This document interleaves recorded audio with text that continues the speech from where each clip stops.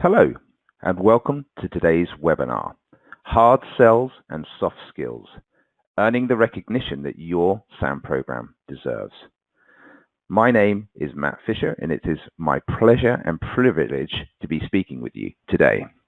So I have 15 years experience in the SAM and ITAM markets, and I've been a product and marketing leader at many of the leading tools providers and services providers in the software asset management industry. Today, I'm speaking with you from Livingstone, who are one of the leading provider of software asset management services to large and complex organizations around the world. Now, with 15 years experience, I've seen a lot of SAM programs over the years, and I've spoken with a lot of SAM leaders. And inevitably, we've identified that there is a typical software asset management journey. Now, if you're familiar with the Gartner hype cycle, you probably recognize the curve that's on screen right now. And it represents a SAM journey that we see all too often in our space. Now, there are a number of touch points along this journey, which I'm going to outline now. And perhaps for a moment, just play along and look at the journey and maybe take a view as to where your organization, your SAM program is along this curve. Now, most organizations make a decision to invest in SAM based upon some kind of trigger. Now, that could be a software audit, it could be the arrival of a new CIO or CFO, or some other trigger in the organization where somebody has a light bulb moment that says, hey, we need to do SAM. Great, we're on our journey. For many organizations, the first thing that they do is they buy a tool. Now, you can see that this is what's called the peak of expectation. Suddenly, there's this expectation that the SAM program is going to take off. It's really going to motor. However, if you're reading ahead, you've probably seen what comes next. 6 months, 12 months, 18 months down the line, most SAM functions find themselves in what Gartner calls the trough of disillusionment. Some people call it the valley of despair, or as I like to call it, the crap that didn't work moment. And that's because most organizations come to the realization that technology alone is not the answer. There are a distinct need for SAM skills. And so the next stage on the journey is to start getting some expert help to augment and complement the technologies that are in place with hard skills. And we're going to talk in a moment about the soft skills that are required to actually get the software asset management function to business as usual. And that's really where we're trying to get all of the organizations to, so that software asset management is embedded into business programs, is highly aligned with the business objectives and goals, and delivering real value to the organization. Now, one of the other things that I've seen in my many years of software asset management is this view that there's such a thing as the perfect SAM manager. And that's a myth that we are working hard to dispel at Livingstone, because we don't believe that there is any such thing as a perfect SAM manager. And that's because there are actually too many different skills involved in software asset management for it to effectively be a solo effort. It's a team effort. Now, at the same time, we're also seeing that more and more IT leaders are spending more time developing their soft skills. So that could be CIOs getting involved in mentoring people from across the business. It could be other IT leaders spending more time actually chairing or leading innovation programs, for example. Now, clearly, innovation has a close alignment with IT and technology, but it's not solely technology. And it involves working with stakeholders from across the business, which is why those soft skills are becoming so important. Now, if we spend just a minute or two looking at the hard skills before we get on to the soft skills, it's worth understanding where we see things at the moment. Now, as we said a couple of slides ago, we don't think that there is a skill called software asset management. In fact, successful software asset management, we believe, comes down to having 7 core skills. Now, you can argue whether it's 6 or 8, but the 7 on screen now are hopefully representative. So to some extent, you need to be able to use the technologies that are in place. That's the tools administration. So if you've invested in a SAM platform, clearly you need to be able to use that SAM platform. But even if you're just using inventory technologies like SCCM or BMC, for example, those need to be administered. The next thing that we would look at is things like being able to understand what contracts look like across the organization. And that's becoming increasingly important as organizations sort of move into a hybrid cloud environment where a lot of the new investment is going into cloud platforms, but there's still a heavy legacy investment, especially in what we describe as being tier 2 vendors. Now that could be Micro Focus, it could be Trend, Quest, for example. And that the issue there is that those contracts are typically very old, and a lot of that contracting expertise has been lost from the business over time. We also see that report generation is super important for a growing number of software asset management functions. And we're going to explain why that is in a couple of minutes, but it's all to do with the number of stakeholders from across the business that now want to consume the data that the SAM team has to offer. Now, speaking of data, there's more and more data to actually be created, to be managed, to be processed, and to be made sense of. So data processing becomes a skill in its own right. We also need to look at licensing. Now, as many organizations rush to the cloud, often they're basing their cloud decisions or their investment decisions on the resources and the hardware. And all too often we're seeing at the moment that cloud investments are being poorly managed because the licensing of the software that goes into the instance, and this is really important when you're looking at IaaS and PaaS. Obviously SaaS is kind of self-contained, but with IaaS and PaaS, you really need to understand the licensing implications of the software that you are running in those instances. Most organizations that we're speaking to are not really on top of that today. And then finally, we need to look at things like best practices. Now, there is an ISO standard for software asset management. It's not a particularly widely adopted standard at the moment, but as they've revised that standard in recent years to become more of a management standard, we do expect to see a higher level of adoption. And certainly an adoption of certain parts of it. I don't know that everyone will go for everything on day one, but it's really important to understand where your organization will align with that ISO standard and where it won't. Now, if we think about software asset management in what I describe as the good old days, actually what we were trying to achieve in relative terms was simple. Now, that's a lie. It was never simple, but bear with me just for the sake of the story. And what we did was we took the licensing information, the usage rights, etc., from our key vendors. We reconciled that against the actual usage that we saw across the different platforms, really with a point to creating an effective licensing position. Now, that effective licensing position was created almost exclusively for the purpose of understanding the compliance position. And the compliance position was consumed primarily by the software asset management team, but sometimes shared with finance, sometimes shared with people in a governance function, if that even existed 5 and 10 years ago. Today, and increasingly going into the future, however, we think the picture is going to be very, very different. Compliance is only one of the outputs of SAM data. We're now genuinely helping the organization deliver cost containment and cost management. We are genuinely optimizing use of technology across the organization. We're supporting migrations. Now, that could be on-prem migrations to new versions of Windows servers, to Windows 10, etc., or it could be migration into the cloud as well. And we're being asked to provide support for forward-looking initiatives like budgeting. So what we're in a situation now is where our software asset management practices have not necessarily changed hugely, but the data that's being produced, or the views on the data for the different stakeholders across the business, is changing massively. There are a growing number of technology decision makers that want to consume the data that your teams are creating.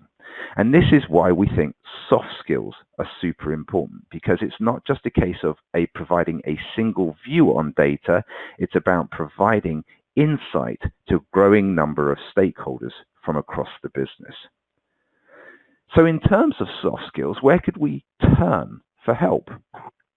Well, we have been looking at the work of an academic called Dr. Robert Cialdini. Now, Cialdini is something of a legend within the sales space. He created his 6 principles of persuasion primarily for sales professionals. But actually, if you look at those 6 principles, there's a lot of crossover into what we are doing in the software asset management space, getting the support of the different stakeholders that we are now increasingly work with, getting the recognition for the value that the software asset management program is delivering, and making sure that we are aligned with the expectations and the goals of the business moving forward. So Cialdini's 6 principles were reciprocity, scarcity, authority, consistency, liking, and consensus. Now that's great as an academic sense goes, but how can we apply that to software asset management? So let's look at each of these 6 principles and see if we can build a use case, or at least some examples of where that could be really helpful from a software asset management point of view. So our first principle is that of reciprocity. And in layman's terms, that means you've got to give to get, or I'll scratch your back, you're more likely to scratch mine. So if we're trying to work with some of those stakeholders, and on this particular example, let's look at the business and the vendor managers, how can we get those stakeholders to want to work with us, to want to consume the information and insight that we're able to provide? Well, for the business, as you're probably seeing in your own organizations, as that IT spending ability is diversifying across different stakeholders, actually more and more people across the business want to get oversight of their investments. They want to know what they're actually using. And as cross-charging and chargeback becomes super important, they actually want to know what they're paying for and whether they're getting value from those investments. So that's where consumption and redundancy become really important. If you're charging me for Salesforce licenses that I'm not using, I probably want to ask questions about that. I'm not necessarily going to get uptight about it. I'm not going to hold you accountable, but I want to know if people on my teams are not using that.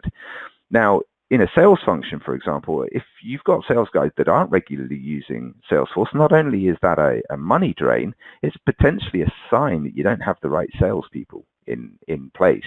If your own people are not using the technologies that are providing, either the technologies are wrong or perhaps the people are. With vendor managers, especially when they're coming to look at new contracts or to renegotiate existing contracts, not only do they want to know what historically is being purchased, they need to know how it's being used. Because again, you don't want to just blindly renegotiate a contract based on assumed usage. Much better to actually understand what the actual usage is and make sure that you build that into your future plans. Similarly, vendor managers are increasingly being challenged with rationalizing and consolidating apps and vendors. So understanding where there are multiple apps or vendors in place that are providing more or less the same value or the same service to the organization could be super important. And as we know, that's really a classic function of a highly effective software asset management team. Now, scarcity, that basically means that you can't get this information anywhere else. British Airways, when they announced the cessation of Concorde flights, suddenly ticket sales for Concorde went up 500%. People suddenly knew that it wasn't going to be around forever. They had to act if they wanted that information quickly. They wanted those tickets quickly. So let's think about finance and security, for example. What information do we have that they probably don't have today but could really drive value from having? So finance, they want to know what they should be paying for. Hopefully finance knows what they are paying for, but not necessarily what they should be paying for. Come back to our story about redundancy and license reharvesting, for example. They also want to know where are the biggest risks, which are the vendors that are potentially most likely to audit us, or if we were audited by one vendor or another, which are the vendors that we have the biggest risk exposure on today. Now, risk from a different angle would apply to our security colleagues, where Surprisingly enough, a lot of the security teams that I talk to in customers don't actually have a very good view on what apps are in place. So that's really critical information that could come from the software asset management team, providing, of course, that you have good data collection, good data cleansing and reporting that makes sense to those stakeholders in security. And similarly, super important to the security guys is, where do we have holes? So again, everybody on this webinar today will probably know that there are areas of their network where their visibility is less good than they would like it to be. Actually, working with security can be a great way to address some of those holes, because it's in their interests to have visibility of all parts of the network. If we move into authority, now authority can be earned, or in some cases it can also be assumed, but we react to authority. As a race, we are programmed to respect and to act upon authoritative statements. And that's why, again, if we look at our finance colleagues, they want hard facts about costs, not I think this or I think we might do that. Give me the hard facts. And again, that's information that is typically collected and used by the software asset management team, but not necessarily disseminated to other stakeholders across the business. Similarly, finance and especially procurement and sourcing teams are really looking to drive savings across the organization, but they won't necessarily know where to look to get those savings. For the business, as we talked about, those technology decision makers that are empowered to make investment decisions, they want to know that those investment decisions are working well. Again, as we move to the cloud, it's generally accepted that speed is more important than cost. But that only lasts so long. Whether it's 3, 6, or 12 months down the line, at some point cost does become important. And to understand whether your cost is justified, you need to know what you're using. And similarly, what could I be doing better? What are my opportunities to swap out one vendor for another? What are my opportunities to swap one licensing scheme for another? Should I be providing different staff with different access to technologies? This is all stuff that, again, a good software asset management team generally will build a view on, but might not have historically been really good at being able to share that view across the organization. Now, consistency. Now, this is a tricky one, because consistency actually means acting in a way that is consistent with our target audience's beliefs and behaviors. So, for example, if we have a business manager and you know that that business manager has a mindset that says, I want to be financially prudent, then you need to adopt that mindset when talking with that business owner. Similarly, if you have a business stakeholder who sees themselves as being a really effective team manager, you need to look at the data, the insight that you have at your fingertips, and think about how can you present that data to that manager to reinforce their self-image and to make them a willing, hungry consumer of the data and insight that you have to offer. Similarly with finance. Now, we just talked about cloud investments, and the fact is that most organizations are either already have or are very close to going through their cloud shock moment. Now, cloud shock is that moment where typically a CIO or a CFO has an invoice that becomes large enough that it bubbles up to their attention, and they look at it and they just can't make sense of it. It's what I call the WTF moment. And typically when that happens, we see a lot of difficult questions being asked of the SAM guys, of the business owners. Why are we spending this money? So if you have a finance team that wants to avoid that, perhaps you can help them by giving them insight in advance of the cloud shock moment so that they can actually take the steps necessary to avoid it. Similarly with finance, one of the messages that I've got very loudly and clearly over the recent years is that the one kind of spend they don't like is the one they don't know about. So again, even though you might feel like you're the bearer of bad news, being able to give finance the heads up on potential risks or on potential costs at least brings it to their attention, and then you guys can work together to work out what the best path towards remediation, or whether indeed that's an acceptable risk and you're just going to live with it.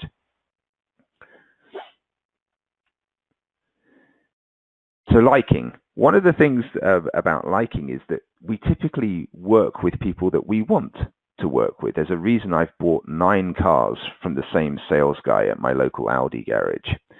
So how can we work with our different stakeholders? And let's again look at the business and procurement.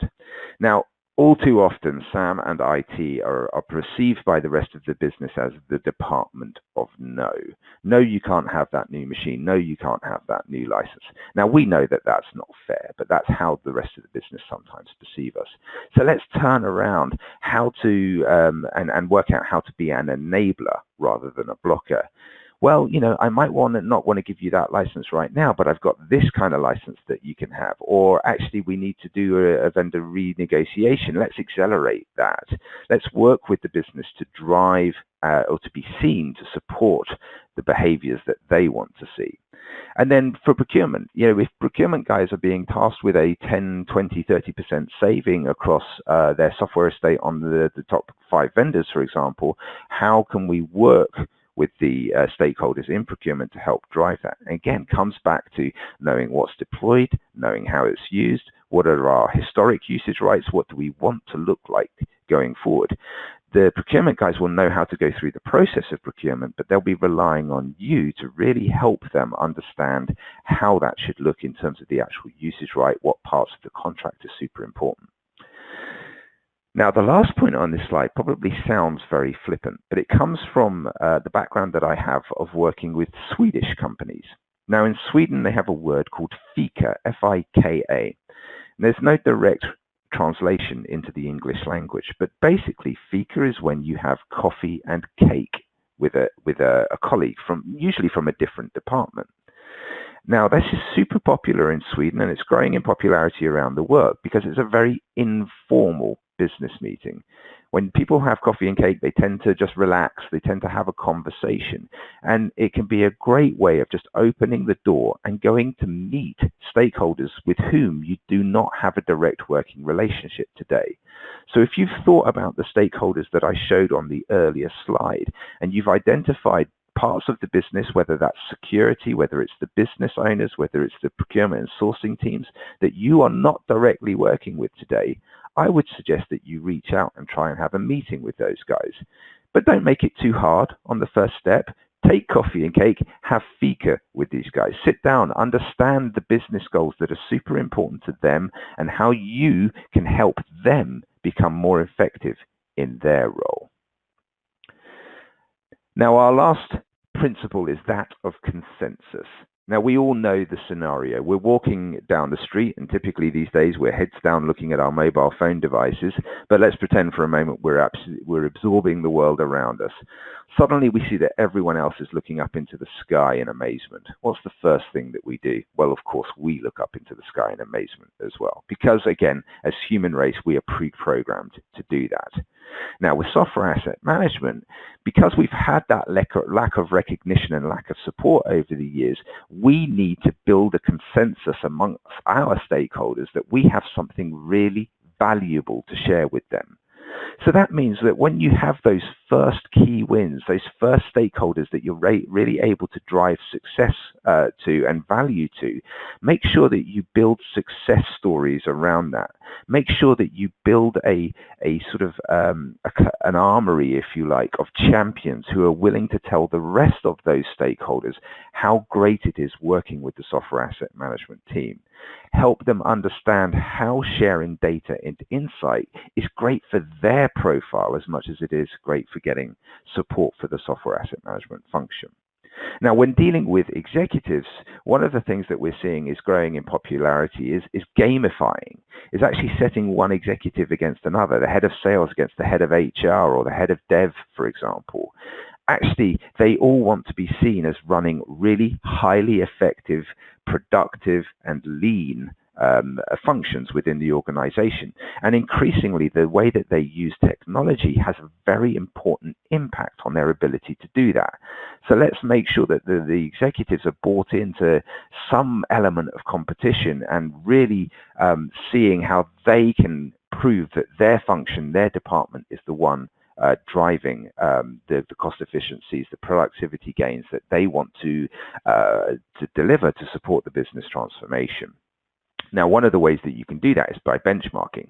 It's by saying, hey, sales VP, have you seen what HR VP is doing? Because they're running a really tight ship at the moment. And actually, you can get some sort of buy-in and consensus from that approach. So those are our 6 principles of persuasion, and hopefully some very easy to understand, perhaps very high level, but certainly they're worthy of delving into more detail to see how they apply to software asset management as it works with the rest of the organization. So if we go into summary very quickly, we know that technology adoption is changing. We know that there is a new breed of technology decision maker that is being empowered to make more and more investment. Are you working with those guys? Have you identified who they are, and do you know what their motivators are? You need to do all of that to make sure that there's a home for the data and insight that you are able to provide to those growing important stakeholders. As we said earlier, we don't think that SAM and ITAM is a skill. It's a team effort, and quite often needs skills and team members that extend beyond the direct SAM team. I haven't met a SAM manager yet who thinks their team is overstaffed. We know it's a universal truth that SAM teams are understaffed, but there are ways and means that you can get around that by begging and borrowing resources from other teams, or indeed working with external tools and staff as well. And then finally, hopefully I've demonstrated that the soft skills are super important, perhaps more important than you were thinking. And I'd love to be able to work with you to understand how those 6 principles of persuasion could apply to your business, to your SAM function moving forward. Because at the end of the day, that perfect SAM manager doesn't really exist. It's a team effort, and that team is becoming increasingly diverse and needs more skill sets from across the organization. Now, at the end of today's presentation, you will be redirected to a link for our next webinar. So today we talked about soft skills. In our next webinar, we'll talk about those 7 hard skills that I mentioned briefly earlier on, and we'll talk about how you can use a combination of those 7 hard skills to build your perfect SAM team, and what that SAM team might look like going forward. So for today, I hope that the last 28 minutes has been useful. I hope that you've got some great value from it. If you would like to discuss any of what you've seen on the webinar today, my colleagues and I would be very happy to have a conversation with you. Simply go to Livingstone's website and send us a meeting request or a contact request, or indeed interact with us on any of the other social media. But for now, I've been Matt Fisher.